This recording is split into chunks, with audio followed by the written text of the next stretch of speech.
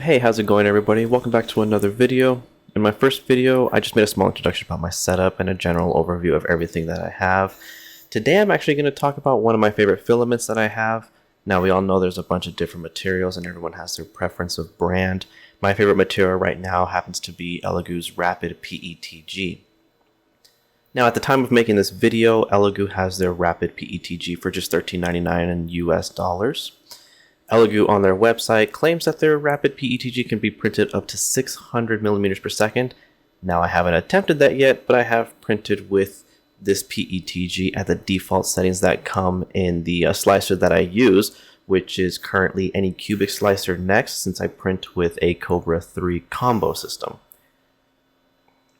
In this video, I will show off some benchmark prints and a nice miniature print that I did, as well as some projects that I am working on with their Rapid PETG. Now first I want to talk about this bench sheet. It's the first print I did for this video and I printed it in red, and I must say that this bench sheet is clean. Like pretty much every single overhang in this print is flawless, and again I use the default PETG settings or PETG settings. This bench sheet printed in 45 minutes with the default speeds. The gloss on the print is really nice as well, but that's just part of the way the filament is designed. And that is with all the colors that this Rapid PETG comes in. They're all really glossy. The next benchmark I printed was this FDM test that comes with the slicer. This was also printed with the default settings. The only difference was the slicer wanted to put a brim, but I turned that off, so I printed without it. The biggest surprise for me was the stringing test at the top of the print. I have printed with other PETG brands in the past, and the stringing was just awful. I mean, it looked like I was printing spider webs, and it was sometimes tough to calibrate it as well when it came to speed and temperature. This Rapid PETG prints with very minimal stringing, as you can see with the default settings. The bridging test looks really good too. The top two are a little rough and low hanging, but those are things that can be fixed with speed and cooling adjustments. Another part of this benchmark is a tolerance test. You can see here every single rod from 0.5 down to 0.2 released effortlessly. Now, if you look at the overhang test, the PETG does really well up to the 20-degree mark, and then at 15 is when you start to see some serious issues. Not serious issues, but you can tell it struggles a little bit. You'll have to use supports.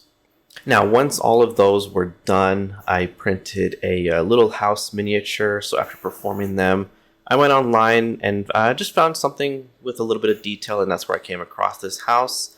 And even for the size, it has quite a bit of detail. So I printed this with the white Rapid PETG. So it was a little easier to see some of the detail. And let me tell you, for the speeds that I printed, the detail on this was amazing.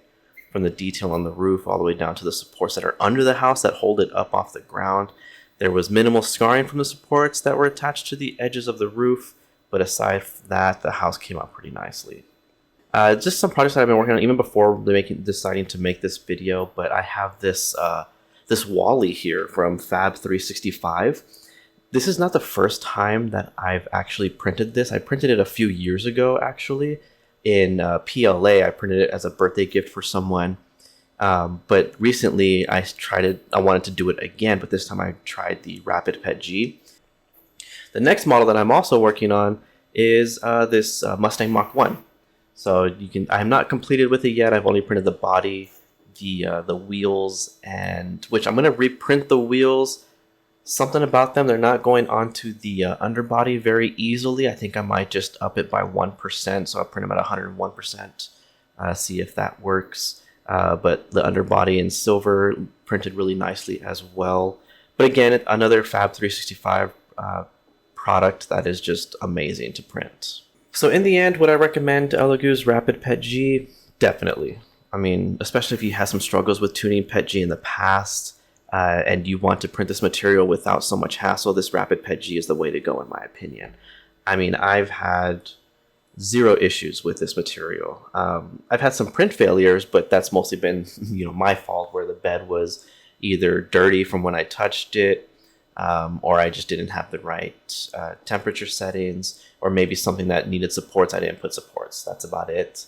But other than that, this material prints amazing.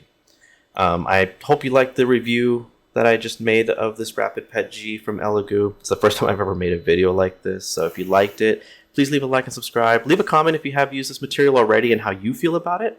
I know everyone's opinions are always going to be different, but that's going to be all from me today. I'll see you next time. Happy printing.